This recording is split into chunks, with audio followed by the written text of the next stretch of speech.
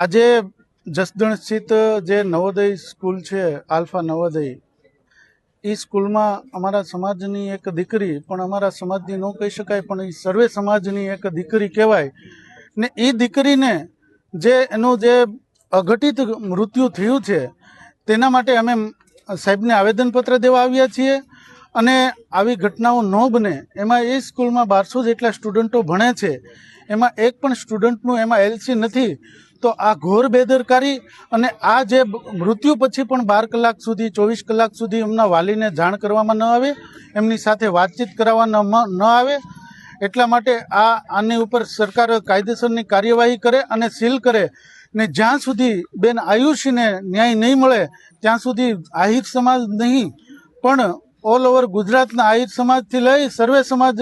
આ બેન આયુષીની સાથે છે. એના ન્યાય માટે ત્વરિત છે ને અમે સરકારને એક જ પ્રશ્ન કરીએ છીએ કે આ બેન આયુષીનો આ જે અનઘટિત ઘટના છે એને ફાસ્ટ ટ્રેક કોર્ટમાં, સ્પેશિયલ કોર્ટમાં ચલાવવામાં આવે આમનો કેસ ને જલ્દી વહેલી તકે બેન આયુષીને ન્યાય મળે એવી અમે આવી રીતે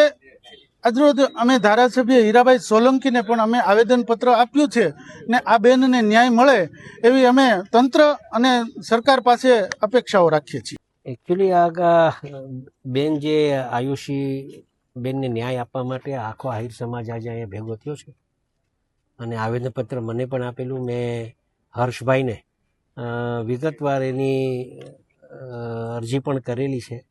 અને એને ન્યાય આપવા માટેની વાત છે. અલ્ફા શિક્ષક સ્કૂલમાં આ ટ્યુશન કરતી હતી તેને શંકાસ્પદ એમનું મૃત્યુ થયું છે અને એમના બાપુજીને ક્યાંક ને ક્યાંક, કેમ કે જે રીતે એનું મૃત્યુ થયું એના પછી 10-12 કલાક પછી હોસ્પિટલમાં લઈ ગયા, એટલે ક્યાંક ને ક્યાંક એવું લાગે છે કે કંઈક આમાં જાણવા જોગ છે કંઈ. એટલે એના માટેની આજે જ્યારે આહિર સમાજ ભેગો થયો છે ત્યારે એમના સાથે હું પણ છું અને સંપૂર્ણ રીતે આ લોકોને ન્યાય મળે એ દિશાએ કામ કરવા માટે બંધાયેલો છું.